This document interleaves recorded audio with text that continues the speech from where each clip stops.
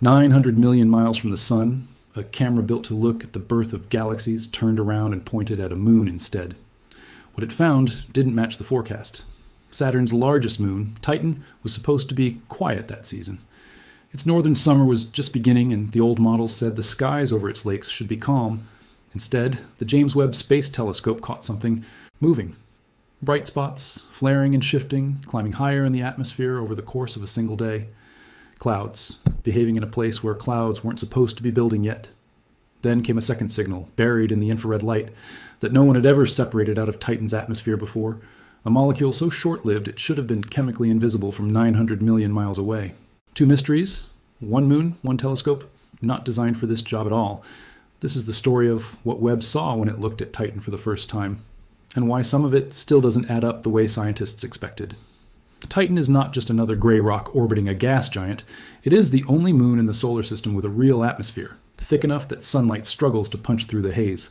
It is the only place beyond Earth with rivers, lakes, and seas sitting on its surface right now, and it runs on a weather cycle that looks almost like ours, except every part of it has been swapped for something colder and stranger. On Earth, water evaporates, rises, cools into clouds, and falls back as rain.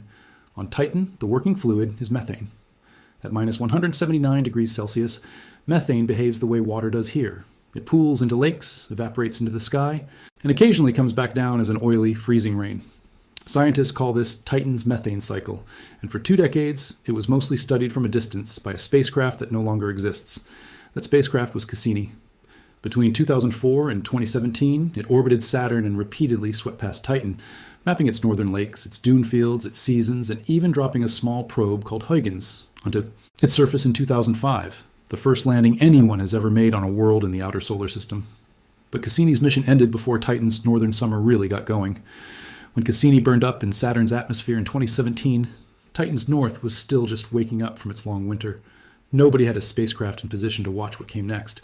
That's the gap James Webb was never meant to fill.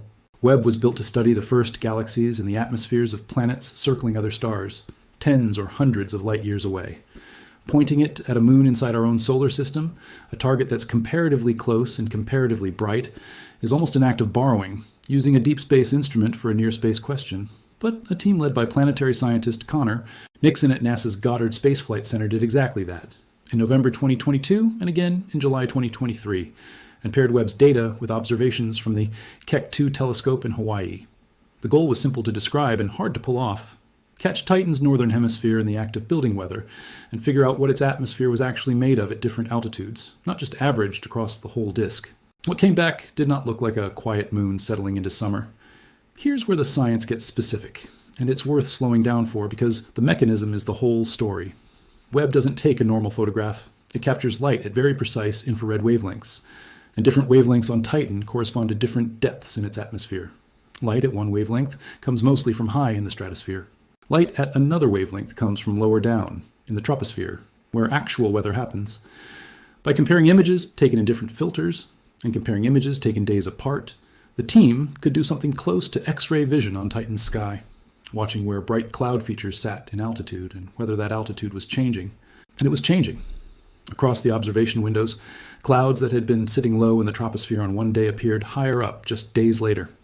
That upward drift is the signature of convection, warm gas rising, carrying material with it, the same basic physics that builds thunderheads on Earth, just with methane standing in for water vapor.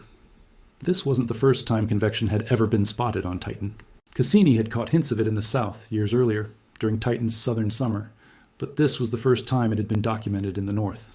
And the north is where it actually matters most, because that's where the majority of Titan's lakes and seas sit.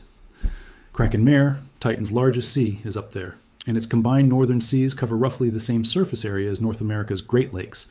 So is most of the standing liquid on the entire moon. There's another wrinkle that makes Titan's weather harder to picture using Earth intuition. On Earth, the troposphere, the churning, weather-making layer closest to the ground, only reaches up to about 12 kilometers before you hit the stratosphere.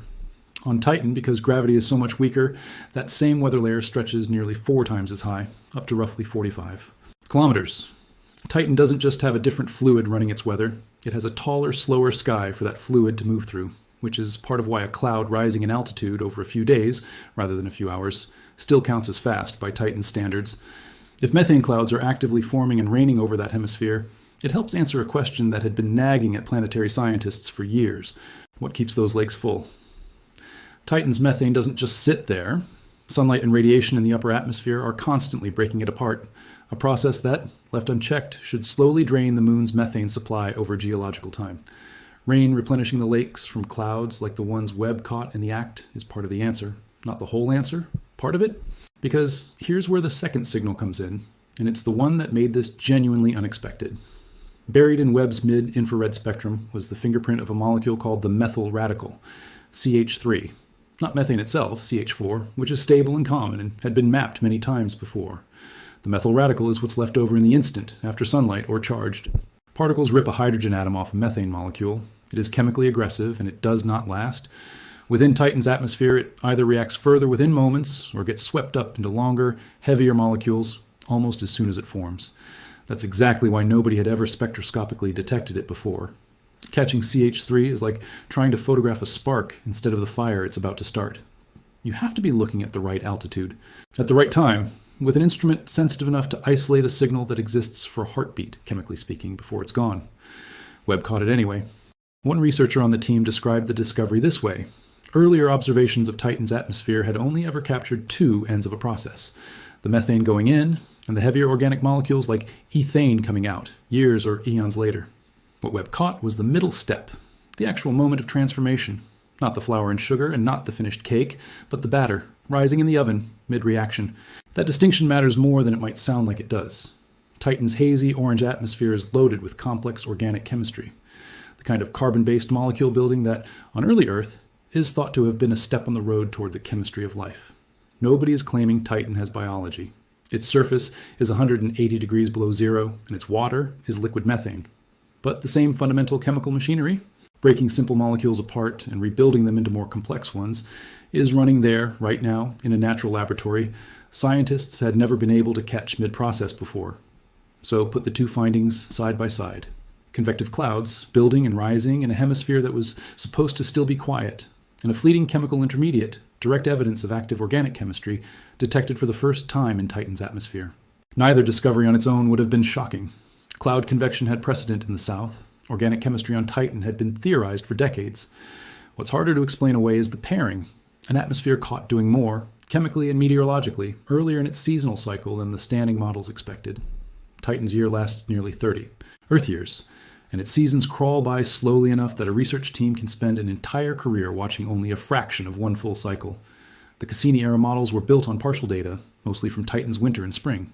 Northern summer had barely been observed by anything at all before Webb and Keck turned their instruments toward it in 2022 and 2023. What counted as on schedule was, in a real sense, still a guess.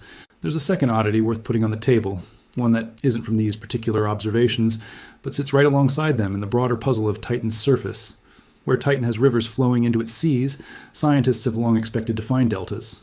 The fan-shaped deposits of sediment that rivers build up where they slow down and empty into standing liquid, exactly the way they do on Earth and even on Mars. Researchers studying Titan's coastlines have instead found the deltas are largely missing, and the rivers are there, the seas are there, the expected sediment fans mostly aren't. It's the kind of gap that suggests either Titan's sediment behaves in ways nobody has modeled correctly yet, or something about how quickly liquid levels rise and fall on Titan prevents deltas from ever building up the way they do here. None of this is being framed as a single grand anomaly. It's smaller cracks, showing up in different corners of the same investigation, all pointing at the same conclusion. Models of Titan, built mostly from Cassini's winter and spring data, don't fully predict what a Goddard-led team is now watching happen in its summer. Each individual gap is explainable on its own.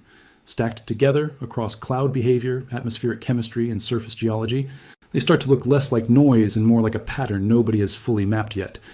At this point, it's worth being precise about what is actually established here, because a story like this can drift into overclaiming if you let it. What's established? Webb and Keck observed real, moving cloud features in Titan's northern hemisphere in 2022 and 2023, and the altitude changes in those features are consistent with convection.